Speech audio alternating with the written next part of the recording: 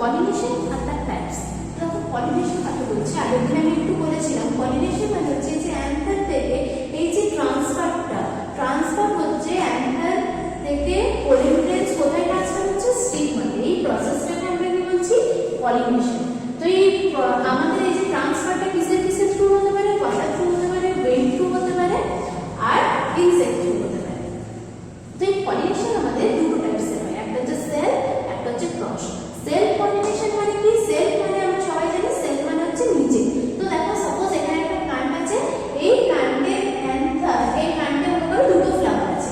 তো এই যে এই ফ্লাওয়ারের এই যে অ্যান্থার থেকে এই সেম ফ্লাওয়ারের স্টিগমাতেই যদি ট্রান্সফার হয় পোলেন গ্রেনস, তাহলে সেটাকে বলবো সেল পলিনেশন। কিন্তু এই প্ল্যান্টে মনে করো দুটো ফ্লাওয়ার, একটা ফ্লাওয়ারের অ্যান্থার থেকে আরেকটা ফ্লাওয়ারের স্টিগমাতে তোমার পোলেন গ্রেনস ট্রান্সফার হচ্ছে, কিন্তু ফ্লাওয়ারটা যেহেতু সেম, তাই আমরা সেটাকে কি বলছি, সেল পলিনেশন। মানে সেম প্ল্যান্টে হতে হবে সেল পলিনেশন, কিন্তু সেম প্ল্যান্টে দুটো ফ্লাওয়ারের মধ্যে হতে পারে, আবার যে একটা ফ্লাওয়ার মধ্যে হতে পারে।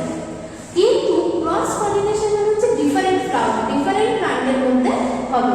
মনে রাখবে সেল পলিনেশন মানে হচ্ছে সেম প্ল্যান্ট, আর ক্রস পলিনেশন মানে হচ্ছে ডিফারেন্ট প্ল্যান্ট। দেখো এখানে দুটো ডিফারেন্ট প্ল্যান্ট আছে, আর দুটো ডিফারেন্ট প্ল্যান্টের কিন্তু এই যে অ্যান্থার তোমার এই স্টিগমাতে কিন্তু স্টিক হবে, দিয়ে এদের ফার্টিলাইজেশন প্রসেসটা কন্টিনিউ হবে।